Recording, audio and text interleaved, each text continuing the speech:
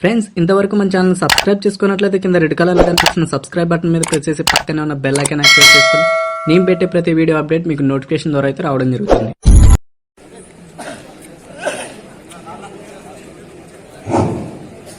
అమర్ సింగ్, మోహన్ రెడ్డి నువ్వేనా? మోహన్ బ్యాంకులో పనిచేస్తానంట. మోహన్ రెడ్డి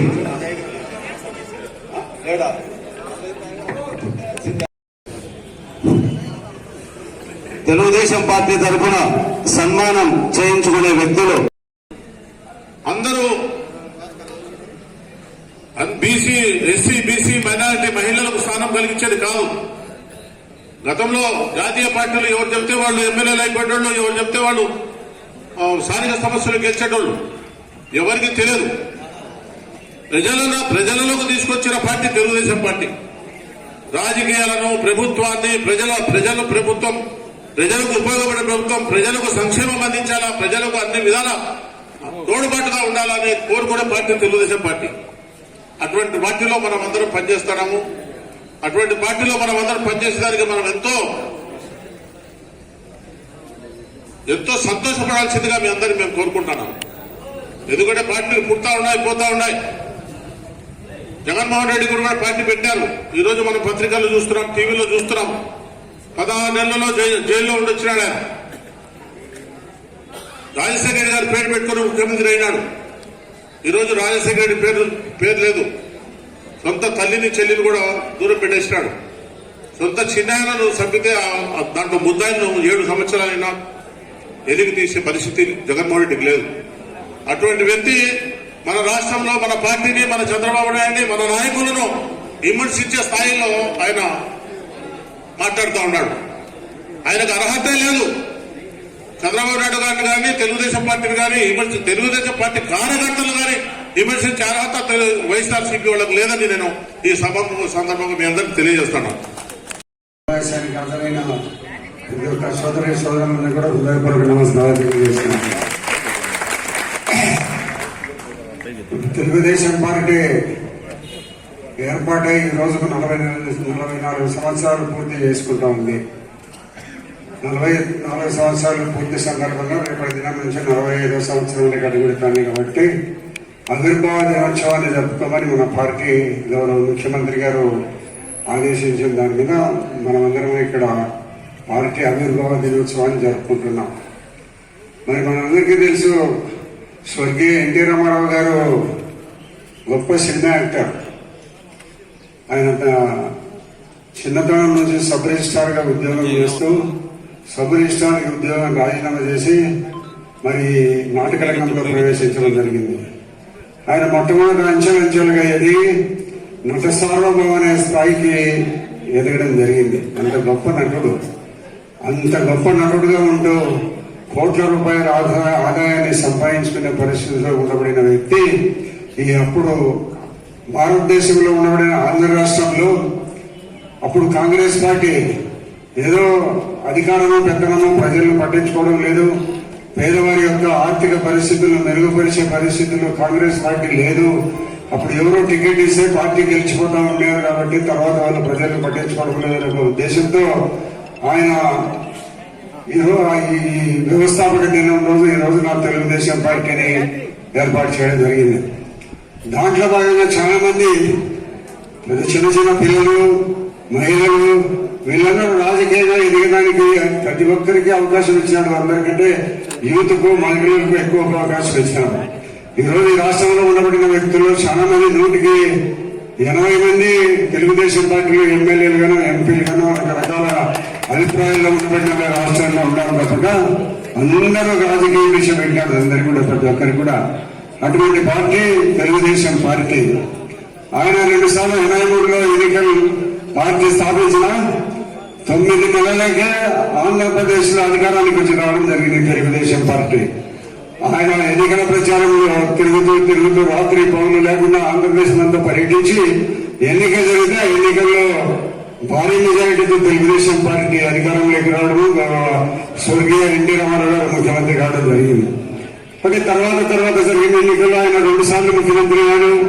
మన ప్రస్తుత ముఖ్యమంత్రి నారా చంద్రబాబు నాయుడు గారు 4 సార్లు ముఖ్యమంత్రి అయ్యారు. 44 సంవత్సరాలు పార్టీని స్థాపిస్తే 30 సంవత్సరాలు వీళ్ళే అధికారంలో ఉండడం జరిగింది తెలుగుదేశం పార్టీ.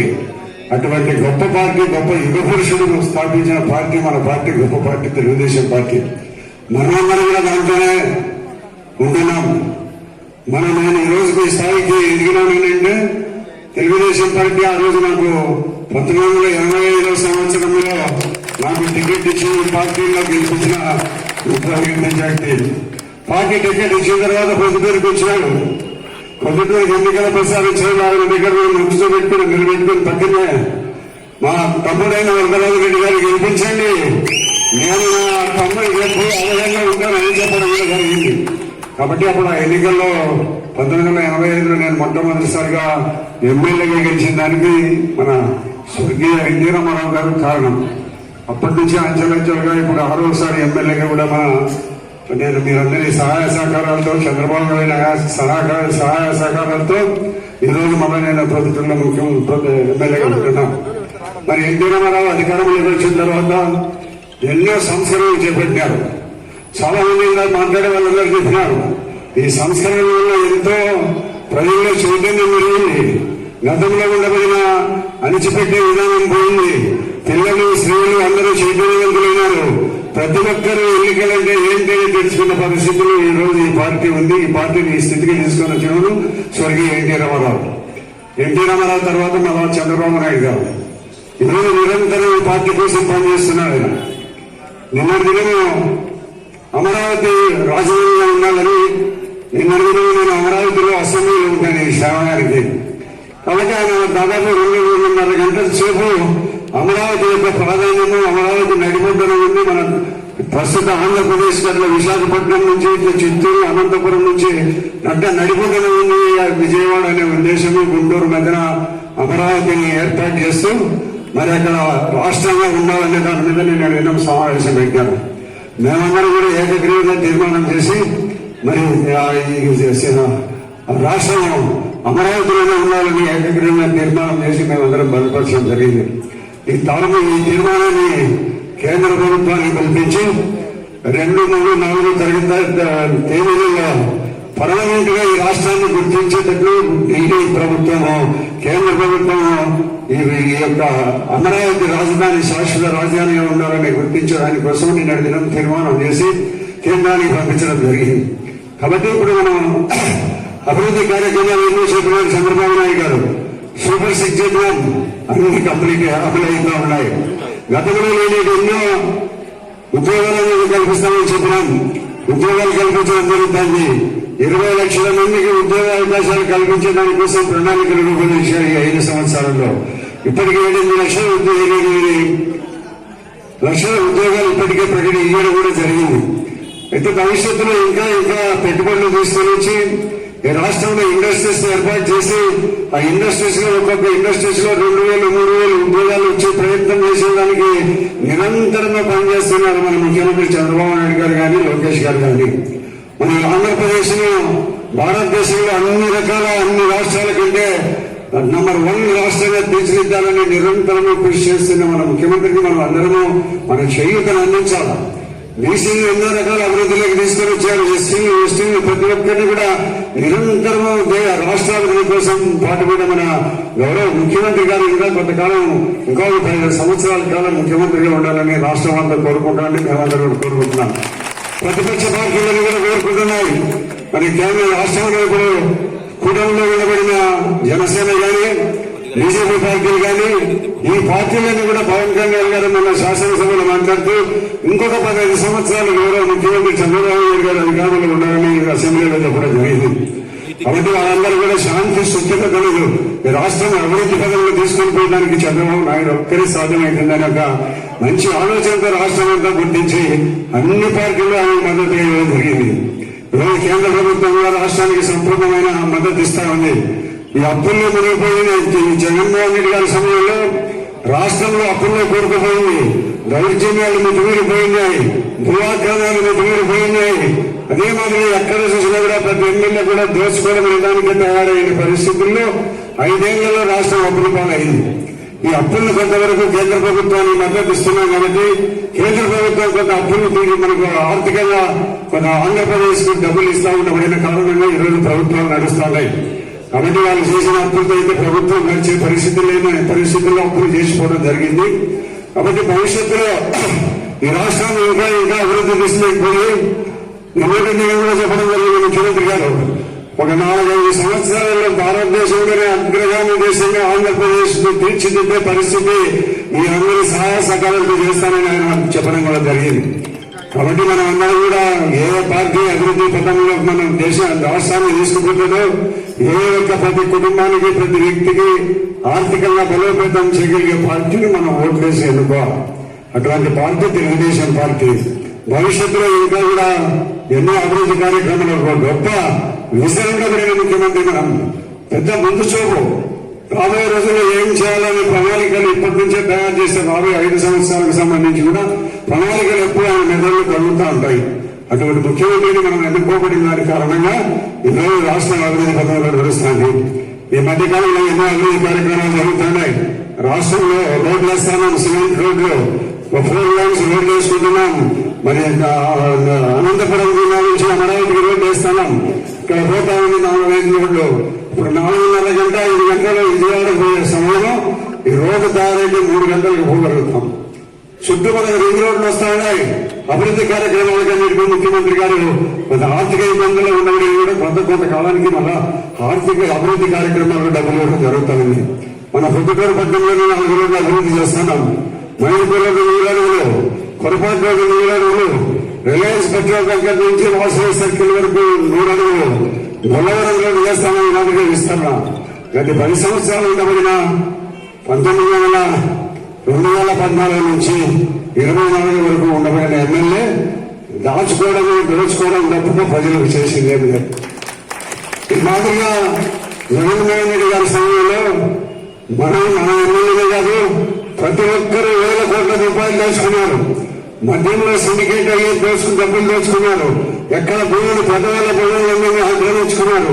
ఎన్నో రకాలైన దోపిడీ చేసి ప్రతి ఒక్కరూ ఈరోజు కేసులో ఉంటున్నారు.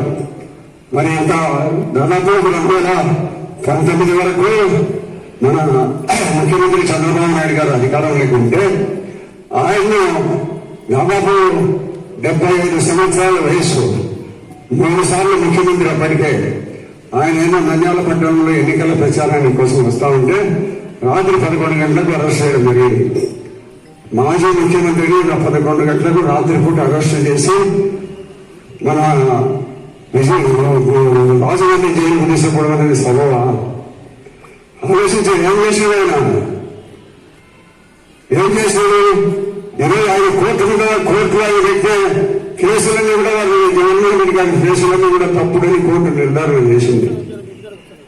మరి మనం ప్రజలందరూ బాగా రాష్ట్ర ప్రజలందరూ కూడా గుర్తించున్నారు. కాబట్టి ఇంత పెద్ద వయసులో ఉండబడిన ముఖ్యమంత్రి, మాజీ ముఖ్యమంత్రి చంద్రబాబు నాయుడు గారిని అరెస్ట్ చేయడము చాలా అన్యాయమైన ఉద్దేశంతో మీరందరూ కూడా మళ్ళా తెలుగుదేశం పార్టీకి ఓట్లు వేసి గెలిపించడం జరిగింది. ఇప్పుడు రాష్ట్రంలో 175 సీట్లు ఉంటే 164 కూటమి ప్రభుత్వం, బీజేపీ, జనసేన, తెలుగుదేశం పార్టీ అధికారంలోకి వచ్చింది. కాబట్టి ఎన్నో పరిస్థితుల్లో మనకు స్వర్గీయ ఎన్టీ రామారావు గారు పార్టీ స్థాపించిన తర్వాత రాష్ట్రం సమైక్య రాష్ట్రం ఎంతో అభివృద్ధి చెందింది. 1983లో పార్టీలో అధికారంలో వచ్చిన తర్వాత అప్పుడు సమైక్య ఆంధ్రప్రదేశ్ లో తెలంగాణలో కలిసినాం. తెలంగాణలో మనం కలిసినప్పుడు స్వర్గీయ ఎన్టీ రామారావు గారు ముఖ్యమంత్రి అయినారు. ఆయన టైంలో రాష్ట్రం చాలా అభివృద్ధి చెందింది. ఎన్నో రకాల పరిస్థితుల్లో అట్టడుగు వర్గాల వరకు ఆయన టైంలో గుర్తింపు లభించింది.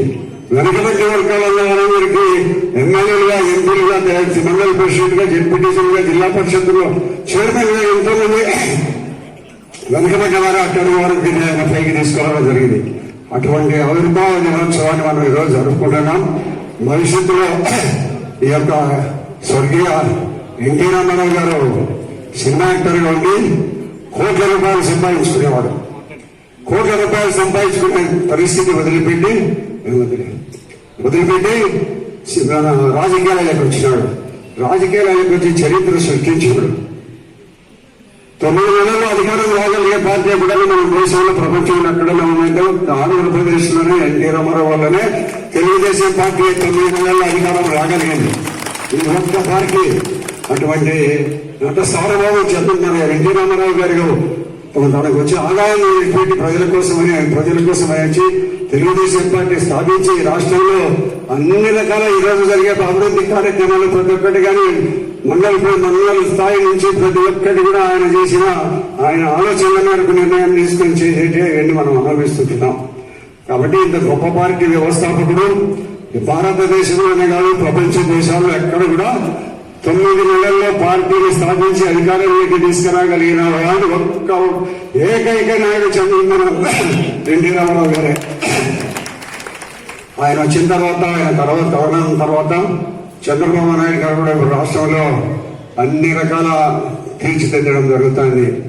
మరి నేను దినము అమరావతికి రాజధానిగా మరి మాజీ ముఖ్యమంత్రి జగన్మోహన్ రెడ్డి గారు విశాఖపట్నంలో పెట్టాలనేవాడు. ఇప్పుడు 5-6 గంటలకి విశాఖపట్నం మనం పోగలుగుతున్నాం. విశాఖపట్నం పెడితే మనం ఎక్కడికి పోతాం? రాజధానికి కూడా పోలేని పరిస్థితి. అటువంటి పరిస్థితుల్లో రాజధాని అక్కడ పెట్టాలంటే ఆయన కూడా ఒకప్పుడు అమరావతిలో రాజధాని పెట్టాలని ప్రతిపక్ష నాయకుడిగా ఉండబడినాడు, బలపరిచినాడు. ఆయన అధికారంలోకి వచ్చిన విశాఖపట్నంలో పెట్టాడు. విశాఖపట్నంలో పెడితే మనం పోయేదానికైనా వీలుండే పరిస్థితులు లేనంత దూరం. కాబట్టి భవిష్యత్తులో మరి గౌరవ స్వర్గీయ ఎన్టీ రామారావు గారు ఈ రాష్ట్రాన్ని ఎంతో అభివృద్ధి చేసినాడు. ప్రతి ఒక్క వ్యక్తిని చైతన్యం కలిగించిన పార్టీ తెలుగుదేశం పార్టీ.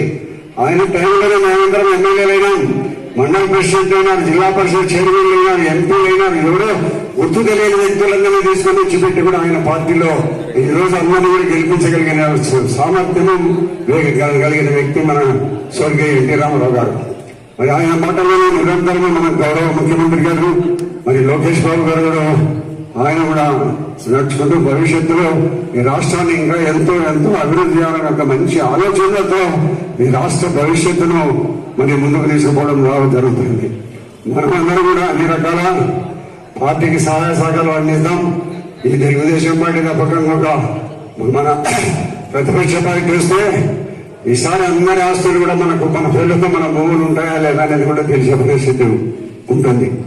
కాబట్టి అందరూ కూడా భవిష్యత్తులో జనసేన పార్టీ వారు కానీ బీజేపీ పార్టీ వారు కానీ అందరూ కూడా తెలుగుదేశం పార్టీ నాయకత్వంలో పనిచేస్తూ అన్ని రకాల మీరు కూడా మన గ్రామం పొద్దుటూరు పట్టణాన్ని అభివృద్ధి చేసుకునే దానికోసం మనం కష్టపడి తెలుగుదేశం పార్టీకి ఓట్లు వేసినాం కాబట్టి మనం ఈ పొద్దుటూరులో కూడా అభివృద్ధి పదవులకి తీసుకుపోయే ప్రయత్నం నిరంతరం చేస్తూ ఉంటాం. మీరందరూ 4 సార్లు ఎమ్మెల్యేగా ఎన్నుకున్నారు. నేను నిరంతరం మీకోసమే కష్టపడతా.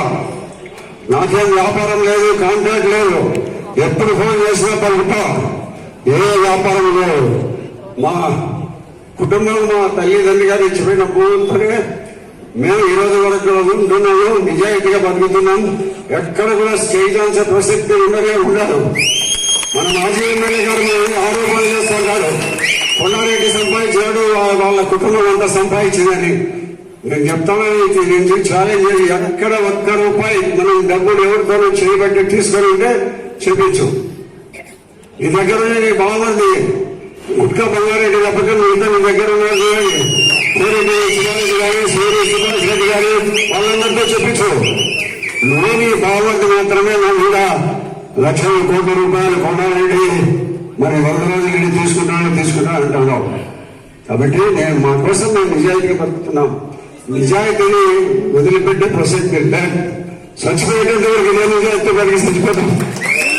మా కుటుంబ సభ్యుల్లో మా తమ్ముళ్ళు కానీ మా కొడుకులు కానీ ఎవరైనా తగ్గప్పటికీ నిజాయితీగానే బతికి జీవిస్తాం తప్పక తప్పులు చేయం. మేము మన కోసం బతుకుతున్నాం. మాకున్నబడిన భూములను జీవిస్తాం. ఎన్నికలు వచ్చినప్పుడు డబ్బులు ఖర్చు పెడతాడు అని అందరూ అనొచ్చు. ప్రజలు ఇస్తున్నారు డబ్బు, నువ్వు నిలబడమని నాకు డబ్బులు ఇస్తున్నారు.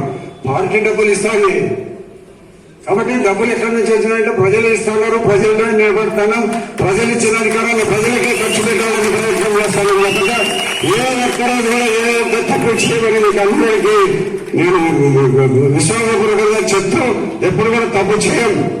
పలానా వ్యక్తి తప్పు చేసినట్టు నేను చేయాలి చూపించుకునే ప్రసక్తి నేను ఉన్నాను. మేము జీవించినంత వరకు జీవించి చచ్చిపోతాం తప్పకే తప్పులు చేయం. ఆయన చెప్తాడు ఆయన ఏంటి పరిస్థితి అయినా ఈరోజు ఆయన ఆస్తి 2,000 కోట్ల రూపాయల ఆస్తి ఎక్కడి నుంచి వచ్చింది, ఎవరైంది? మేము ఇక్కడ పెట్టాము, ఇక్కడ పెరిగినాం.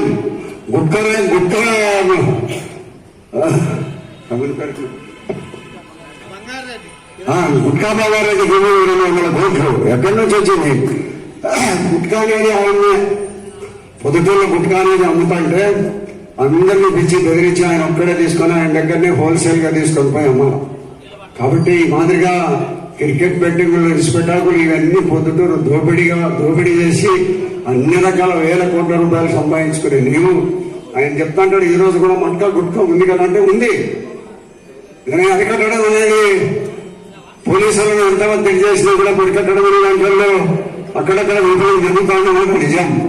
లేదని పూర్తిగా చెప్పడంగా నియాల విచ్చలవిడి లేదు, బజార్లో చీట్లు రాసే పరిస్థితి లేదు, బజార్లో ఫోన్లలో మాట్లాడుకొని గుట్కా నెంబర్లు తీసుకునే పరిస్థితి లేదు. కొంతవరకు లేదని చెప్పడం కానీ దాదాపు 70% గుట్కా మట్కా ఇవన్నీ అరికట్టడం జరిగింది. దౌర్జన్యాలు ఇవన్నీ కూడా ఎక్కడ కూడా లేవు. మీరు ఎవరైనా సరే నా ఫోన్ నెంబర్కు ఫోన్ చేస్తే వెంటనే నేను 10 నిమిషాలు ఉండవు లేకపోయినా మళ్ళీ తిరిగి ఫోన్ చేసి మీతో మాట్లాడతాను. ఈ సమస్యల గురించి మాట్లాడి మళ్ళీ తిరిగి మీకు ఫోన్ చేస్తా. ఉదయం లేచినప్పటి నుంచి సాయంత్రం 9 రాత్రి పండుకున్న 9 గంటల వరకు నేను మీ ప్రజాసేవలను ఉంటా, మీకు అందుబాటులో ఉంటాను నిరంతరం. ఎక్కడైనా సరే ఎప్పుడైనా సరే నా దగ్గరికి రావచ్చు, మాట్లాడవచ్చు. నేను స్వేచ్ఛ. మీరు ఎవరు కేసు గెలిపించిన ఎమ్మెల్యేలు లేవు, మీకు సేవ చేసేదానికి నిరంతరం నేను ఉంటా. అంతేగాని ఉదయం ఎమ్మెల్యేగా అయిపోవాలంటే మీరు ఎవరు జమ్ముకోవాల్సిన అవసరం లేదు. ప్రతి ఒక్కరూ ఆడవారు కానీ మగవారు కానీ నా దగ్గరికి వెళ్ళి నిరంతరం మాట్లాడచ్చు. ఎప్పుడైనా ఫోన్ చేస్తే నేను మీకు రిప్లై కూడా ఇస్తున్నాను. కాబట్టి ఆవిర్భావ దినోత్సవంగా ఎన్టీ రామారావు నిజాయితీగా పార్టీని స్థాపించి దాదాపు 44 సంవత్సరాలు పూర్తి చేసుకుని రేపు 45వ సంవత్సరానికి అడుగుతున్న సందర్భంగా ఆంధ్రప్రదేశ్ మొత్తం అన్ని రాష్ట్రాలలో పార్టీ ఆవిర్భావ దినోత్సవాన్ని జరుపుకుంటున్నాం.